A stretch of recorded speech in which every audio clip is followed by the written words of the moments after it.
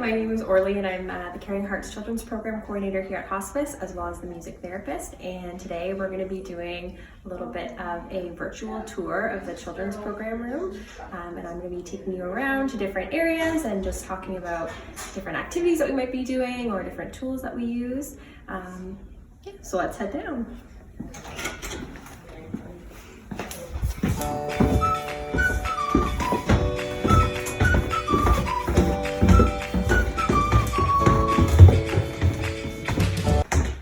This is where kids usually will enter the room. We have little cubbies for them to put their belongings, and usually we find that kids are just kind of running down here, really excited. They throw their shoes off, their coats off, because it's like coming home when they're here.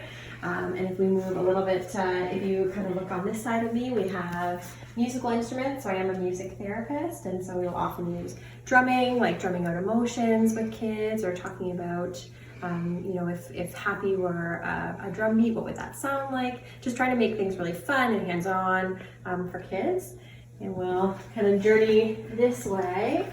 So you can see we have lots of different games. We always are trying to make things really fun and active for kids here, but we're also trying to make things grief-focused and emotional literacy focused. So we're not just playing Jenga, we're playing Feelings Jenga, we play Grief Twister. When we're doing Candyland, that's all about different emotions and memories, and just trying to make things really, fun for kids.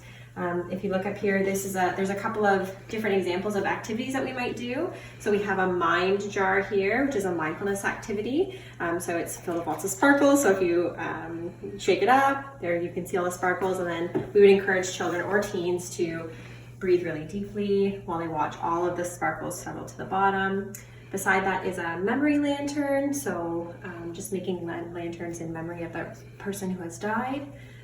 If you move a little bit farther down, we have our body model, which is a really, really great educational tool that we use here. Most of the organs on the body model will be, like, we can remove them. And so we can talk to kids about where their person's cancer started, maybe. We can talk about, you know, what part of the heart, if someone's had a heart attack, just making things really concrete. And then we also have a couple of different toy cells. This is actually what a cancer cell looks like. We have a blood cell, we have a neuron or a brain cell, and just making things really hands-on for kids. And I also have a couple of different infographics that I might use just to help explain tumor growth to kids. So we might use these tools with a child who has had a person who's died, or who has had a person who is actually dying or has a life-limiting illness. So I guess to just kind of talk about that, the Caring Hearts Children's Program provides support to children and families in the Sarnia Lambton community who are ages 6 to 18 who are facing the dying, the life-limiting illness of a significant person, or who are facing the death and they are bereaved of a significant person. I don't think there's too much else to explain here. We have lots of different activity books. I actually have a couple of those pulled out. So we might be working through activity books. They are very, very child-friendly, very much like you would see just anywhere, just like coloring books. But they're obviously grief-focused or they're illness-focused, which is great. We have a bunch of puppets down there. We have a doctor's kit, so lots of play-based interventions. Because what we know about kids is that they sometimes don't always talk out what they're experiencing. We really get a lot out of playing with them and using play as a way to express. This is my guitar, because I'm a music therapist. So again, we might use singing, we might be playing in group. Yeah, just different, trying to kind of change it up all the time. We'll keep going this way. We have the lovely fish tank, and if you can hear the beautiful sound that the water makes, it's a really, really calming and grounding feature of the room, and we're very, very fortunate. It was donated by the Sarnia Aquarium Society, who maintain it. All I have to do is feed the fish. Sometimes they'll come and drop new fish in, and the kids love to come and watch the fish. And I mean, I like it because when I'm working, I can hear the water running, and it's just really a nice, really peaceful thing. And then kind of behind me, we call this the comfy area. And anytime that we do a group, we always start out in circle in the comfy area, where each child will have the opportunity to go around the circle And I mean, they can pass if they would like to, but they would share their name, their age, and who has died. We might do a bit of a check-in, kind of asking how their week has been since we saw them the last time. The floors are heated, so it's a very, very comfortable space. We have lots of beanbag chairs and lots of stuffies and pillows to make it extra comfy. We have the play tent. We have our whiteboard up here. We might be drawing or writing on that, writing our group rules. And then kind of all through the room, you can see different canvases with handprints on them. So at the end of a bereavement group, each child has the opportunity to place their handprint on a canvas, kind of signifying that they've left their mark forever in this room and just something of theirs that will always stay with us. And then we hang them in the room. We're finishing up bereavement groups this week, so we have one canvas over here that I haven't had a chance to put up yet. So keep journeying on. This is my desk. And you can see the handprints that were done recently this week. And so this is where I spend a lot of my time. And I always tell people that I have the best office in the hospice because I get to be in this room all of the time. And we'll just keep going this way. So kind of on the back end of the room, we do have elevator access, so this room is accessible.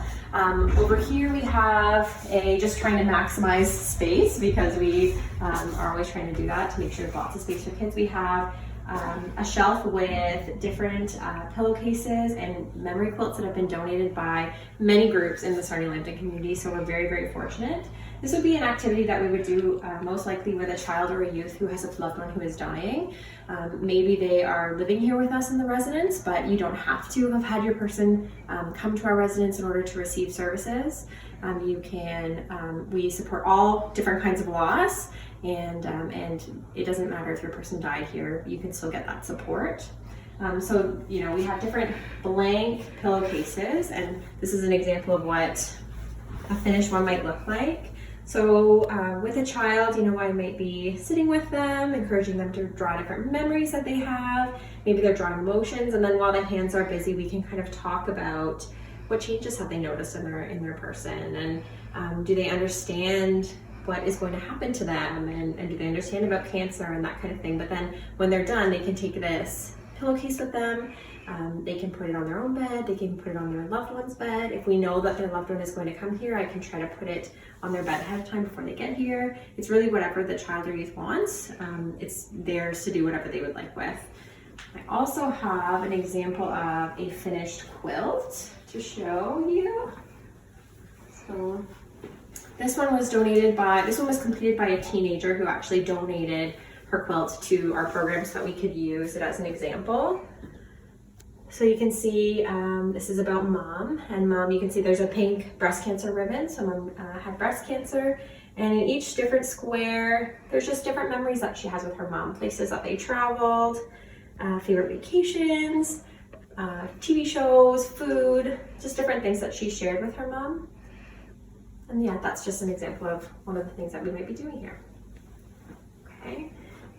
If we look over across, it's clean right now, but we have our chalk wall. So this whole wall with the dark gray paint on it has that chalk paint on it, which changes it into a chalkboard, so kids can come in. We have lots of chalk over here, can come in and kind of do whatever they would like on this wall and express themselves, and we try to really use lots of arts and try to kind of use different modalities, for different kids depending on what they're into. We'll keep going this way. Over here we have, this is an idea from Pinterest. These are actually storm gutters.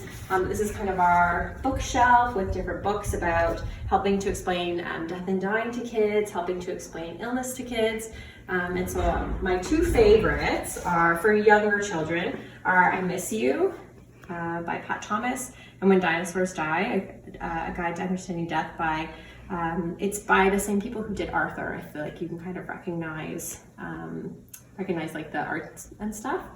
These are great tools. I use them all the time. Like I read them to kids just to help explain what dying is and what happens after someone dies. And because what we know is that kids are They understand things differently than adults. They don't really have that metaphorical thinking that we do. So when we say something like so-and-so passed away, it doesn't always make sense to kids. And so a lot of what I do is educational, is trying to inform kids and use child-friendly language and really help explain to them what is going to happen or what has already happened.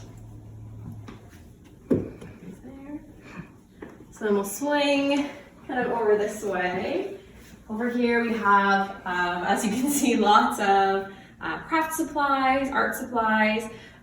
There's no end to the different activities that we might be doing. Really common ones would be a memorial picture frame, so decorating one. 1 week in group, we always get kids or teens to bring a picture of their person so that they can share it with the group, and then the activity might be doing a memory box or a picture frame. Right now, because we're finishing groups, like I said, we have a bunch of blank cupcakes and cupcake decorating stuff, because to celebrate the end of group, we're going to be decorating cupcakes, which is like always really fun. And we also have down here, this is a sand tray. So again, it's just making things, like we said, very concrete for kids, letting them get their hands dirty and just making things really applicable to them, because it's different when you're working with kids. So I think that's about it for the room. I hope that you enjoyed our quick little tour. Just on the table here, I have a couple of flyers out. These are all shared on our Facebook page if you're interested. These are some upcoming events we have, because it is close to the holiday season. That can be a really difficult time for people and for families. But all these have been shared on our Facebook page, so if you didn't get a chance to look at them and you wanted to learn more, then you can go to our Facebook page to find that. So if you think that the kids' room is cool, I would invite you to share this video onto your personal page. We'd really like to have everybody in Sarnia know that we have this program available. Not everybody knows about it, so if you think that it might be cool, then you could share it. And if you are interested in any support, if you have any questions, you want to inquire about any services, then please just give us a call.